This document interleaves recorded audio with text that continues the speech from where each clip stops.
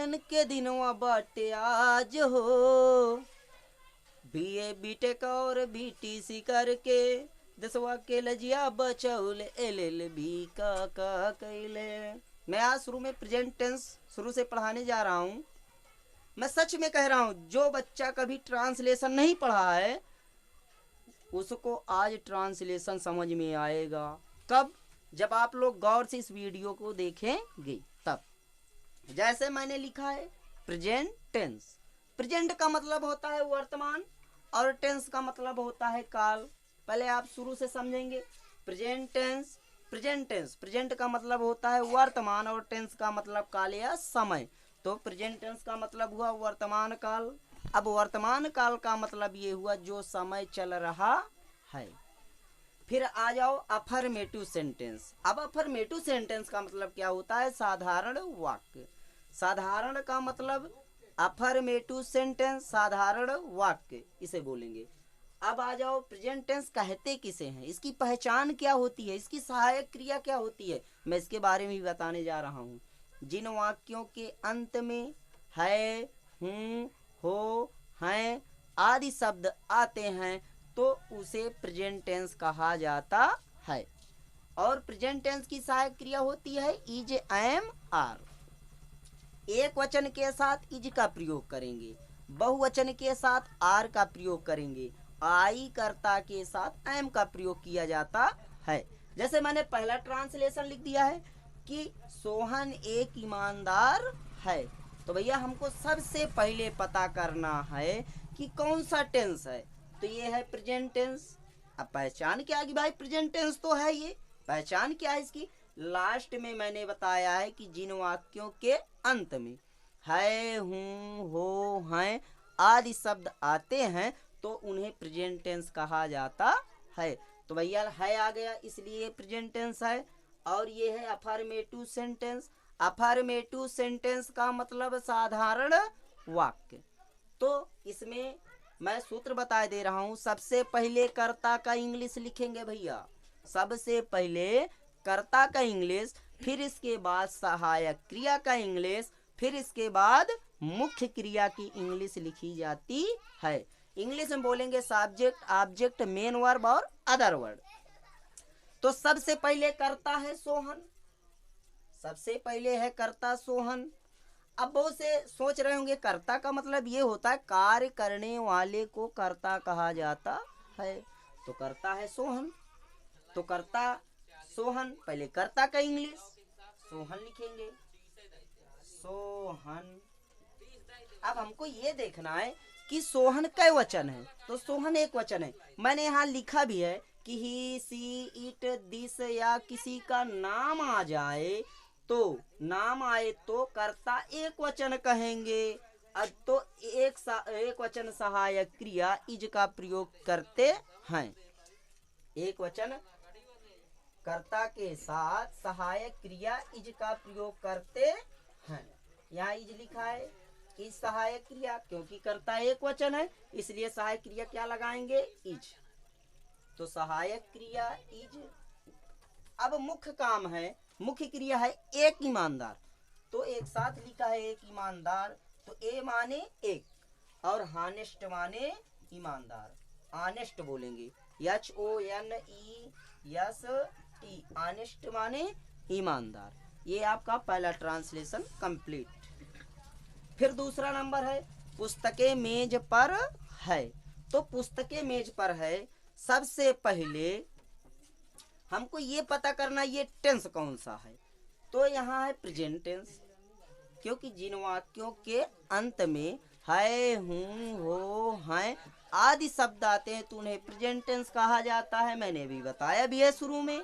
फिर इसके बाद है ये अफर्मेटिव सेंटेंस है। अफर्मेटिव का मतलब साधारण वाक्य, अफर्मेटिव का मतलब साधारण वाक्य। तो सबसे पहले करता है पुस्तकें, फिर सहायक क्रिया है, फिर मुख्य क्रिया है मेज पर, मेज पर।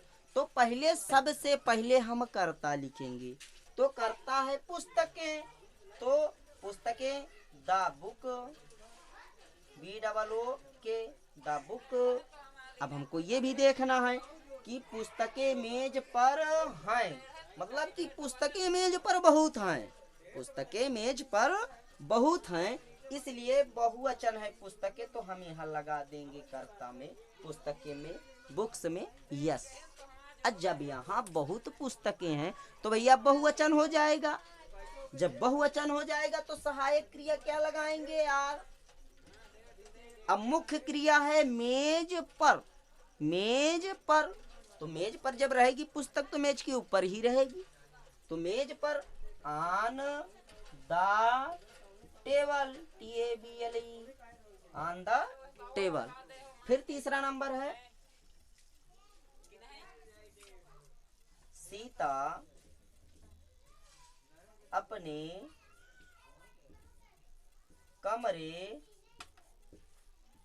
में है, सीता अपने कमरे में है। सबसे पहले हमको ये देखना कि ये टेंस कौन सा है। लास्ट में हमने देखा कि है आ गया, इसलिए हमको पता हो गया कि प्रेजेंट टेंस है। फिर हमको देखना कि सेंटेंस कौन सा है। अरे भैया सेंटेंस से पहले हमको देखना है अब सेंटेंस कौन सा है, अफर्मेटिव सेंटेंस। अफर्मेटिव का मतलब ये हुआ साधारण वाक्य। तो सबसे पहले कर्ता की इंग्लिश लिखेंगे, तो कर्ता है सीता, कर्ता उसी को कहेंगे जो कार्य करने वाला है, तो उसे कर्ता कहा जाएगा। तो सीता है कर्ता, तो कर्ता है सीता, सीता कर्ता हो गया भैया। अब हमको ये देखना है कि कर्ता कै वचन है, तो सीता है किसी का नाम है, तो यहाँ मैंने लिखा भी यही सी इट दिस, या किसी का नाम आ जाए तो, नाम आए तो कर्ता एक वचन कहेंगे। और जब कर्तव्य एक वचन है तो सहायक क्रिया क्या लगाएंगे भैया, इज। सहायक क्रिया क्या लगाएंगे, इज लगाएंगे, कर्ता एक वचन है। अब है कर्ता का इंग्लिश और सहायक क्रिया का इंग्लिश हो गया। अब आया बारी मुख्य क्रिया का, तो मुख्य क्रिया है अपने कमरे में, मुख्य क्रिया है अपने कमरे में, तो इन माने में, तो इन माने में अपने कमरे। अब यहाँ क्या लगाया जाएगा, हर रूम।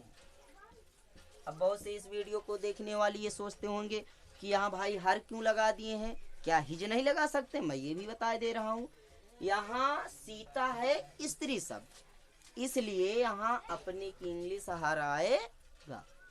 भाई यहाँ अगर पुरुष का बोध होता तो अपने की इंग्लिश हर लिख देते, अगर यहाँ बहुवचन होता करता तो अपने की इंग्लिश डियर लिखी जाती, पर यहाँ है सीता इसलिए अपने की इंग्लिश लगाएंगे हर। क्योंकि मैंने तुमको बता दे रहा हूँ, इधर थोड़ा सा वीडियो में आप ध्यान से गौर से देखना। रूप चलता है आई my, me, he, his, him, she, हर। अब गौर से ये समझना है कि जब यहाँ सीता है स्त्री शब्द तो अपने की इंग्लिश, वह की इंग्लिश सी लगाते हैं स्त्री के लिए, तो अपने की इंग्लिश बीच में क्या लगाएंगे, हर। ये लिखा है। जैसे एक और मैं बता दे रहा हूं, चौथा, राम अपने स्कूल में है। हे माई पढ़े खातिर स्कूल भेजाई दे तू, नमवा लिखाई दे तू हो। जैसे चौथा मैं बताने जा रहा हूँ, इसमें थोड़ा सा गौर से ध्यान देना।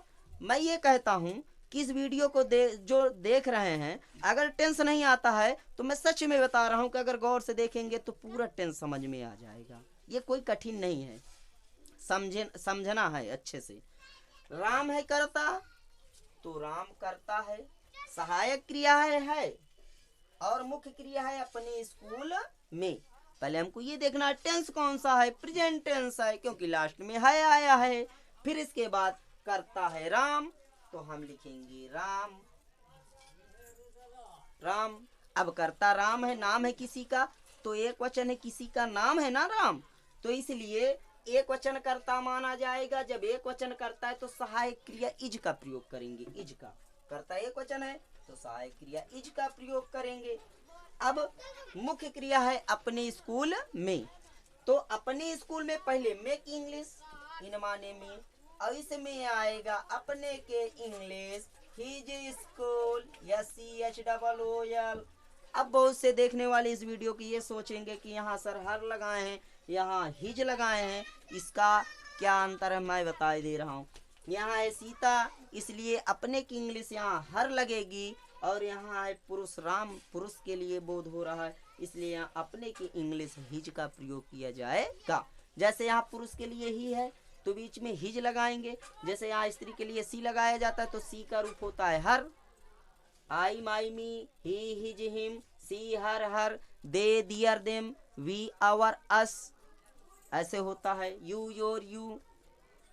तो आगे फिर 5वां नंबर में बता दे रहा हूं। 5वां नंबर है हम बाजार में हैं। सबसे पहले हमको देखना है कि टेंस कौन सा है, प्रेजेंट टेंस है, लास्ट में है आया है। फिर सबसे पहले हमको कर्ता का इंग्लिश लिखना है, फिर सहायक क्रिया का इंग्लिश लिखना है, फिर मुख्य क्रिया का इंग्लिश लिखना है, और फिर बाद में अदर वर्ड की इंग्लिश लिखी जाती है। इंग्लिश में subject, object, main verb, other word.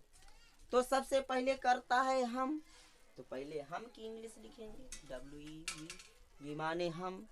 फिर सहायक क्रिया है, तो पहले हम देखेंगे कर्ता का वचन है। जब we you they, we you they तथा बहुवचन जब आ जाए, बहुवचन,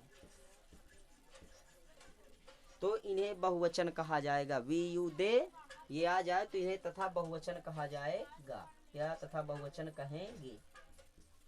इनके साथ सहायक क्रिया आर का प्रयोग किया जाता है। किसका प्रयोग? आर का। यहाँ एक वचन के साथ इज का, बहुवचन के साथ आर का, आई कर्ता के साथ